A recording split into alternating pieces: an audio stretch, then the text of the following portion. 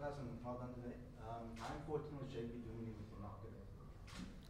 I think he was the key factor to my whole innings. I think in second over, the first over, I faced, he told me this over needs to go for 10. So that just told me to just play my normal game and take the bowlers on. So luckily today it worked out. Should Quilly start looking over his shoulder? No, not at all. I think he's a world-class player, and our changeman definitely miss him, especially top of the order. No, I don't think he's got anything to worry about it. Yes, Siddharth? Heinrich, when you walked out to bat, it was raining. So were you batting according to DLS over those 2-3 overs? At the start, yes. I think credit must go to the umpires for keeping us on the field. It's some stage that it actually drizzles quite hard. But the moment the first 6 overs or 5 overs, we actually try to keep up with Lewis, and luckily on the 5th or the 6th over the drizzle stopped, and I said to JP, okay, now we just actually can stay one boundary under the Duckworth Lewis the whole time, and it worked out. And how is it batting when you're batting to Duckworth? Is it like every over is the last over? Not really, it's just small targets. I think the way we actually batted tonight, it's a good way to chase the total. Keep up with the rate, keep up with Duckworth Lewis, very important. And that just gave us small targets, when to go, when not to go. So maybe something to think about going forward.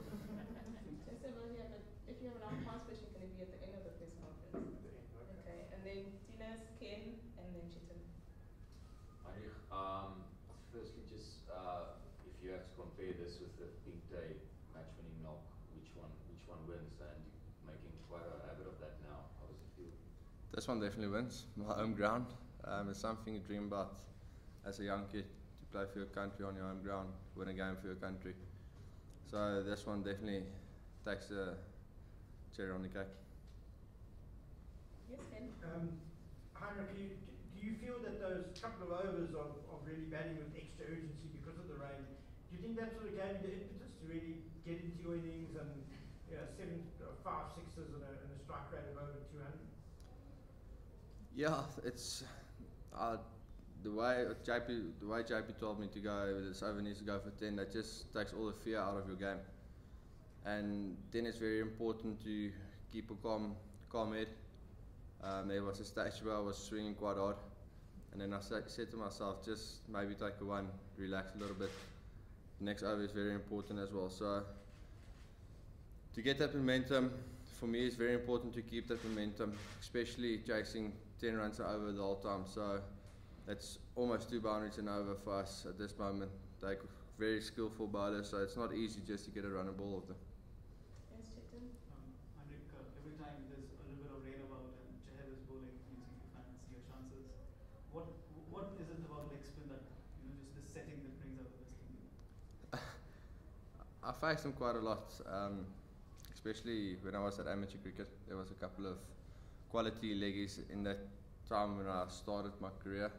I faced Sean Womberg at the Titans a lot as well, and we always made a joke that I need to finish the other leggie's career so he can go up the yeah, sometimes it works. Like tonight it worked perfectly, and sometimes it doesn't. So today it works. I just try to cash in as much as possible. Srinivas and then Stuart. You seem to know exactly where you wanted to land the ball when you were going for your shots. So was the ball so slow in the air, or like you were kind of you had the Indians? It's not. How was it? It's. We saw that into the big day. It's nice to hit the ball where you actually want it to go, but yeah, it's difficult to answer that question. It just came off tonight, and I'm very pleased and very thankful for that. You've played all your cricket, your professional cricket here. Can you just take us through why this ground is now becoming notorious for you bat second, you're almost going to win a limited overs game? Why is that? I think that you really does play a factor on this ground.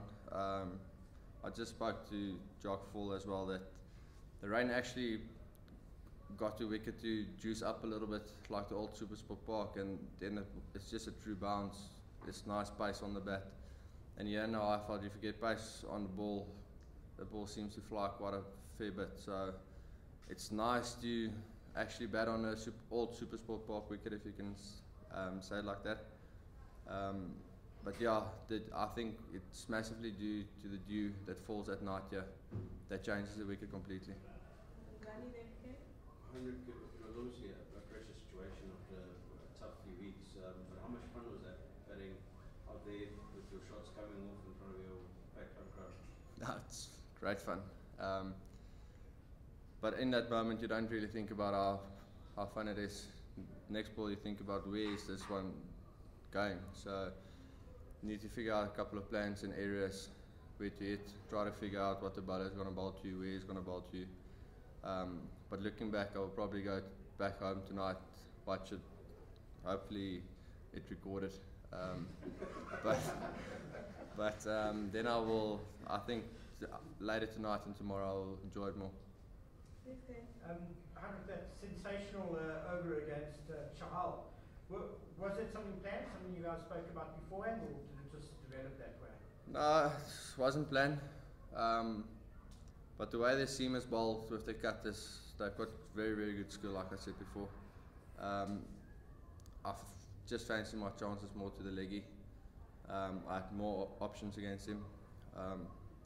So when I got the first two boundaries, I thought, okay, this is the big over. Maybe see if I can get 20 odd of this over to just help the momentum go.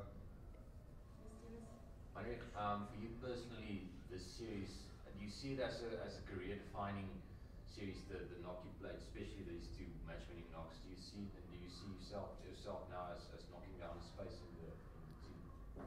I would say knocking down a space in the team. If you look at Quinny, AB and Faf, Temba's coming back as well. They're world-class players, so I think in some sort it's just to put my name in that as well. It's definitely a very important stage in my career to put myself on the map or just in the setup. But yeah, if this might be my last game on the weekend, then so be it. I'm happy with it. My dream is fulfilled. Now it becomes a job. So yeah. Okay. Heinrich, a lot of people talk about there being a big gap between domestic franchise cricket and international level. Do you feel now, after a few games and a couple of dominant performances, do you feel totally comfortable at the crease, that there's, like, you're not going to be surprised by anything that you have to face out there? Not really. I think there's a massive gap between international cricket and our domestic cricket. They're so clever in the way of figuring it out, and I know on Saturday they will come up with new plans and the execution will be good as well. So Saturday I need to figure out what their plans are and see if I can counter it. Dit ook op 'n tegniese noot, as jy nou jou omgekeerde veeg hou. Jy lyk of jy baie vroeg in posisie kom. Waar trek 'n mens die streep waar jy's vroeg genoeg in posisie, maar nie te vroeg dat die bowler sy lyn en lengte kan aanpas nie? Dis maar baie oor oefening. Dis nie ou wat die mens net kan oornag speel nie. Ek oefen dit maar baie in die nette. En dan is vir my wat belangrik is om met die bowler te gaan praat en sê, luister, sien jy my vroeg, sien jy my, is dit laat genoeg? So daar is definitief 'n balans. Maar ek voel dat as jy kan, moet jy eerder vroeër set as later. En gaan jy 'n bietjie meer opsies, veral as hulle 'n ander bal of wat ook al. Maar as jy te laat gaan, is jou opsies baie limit. Yes, Dennis was the last one, sorry. Heinrich, ek sal sommer nog 'n kans vra.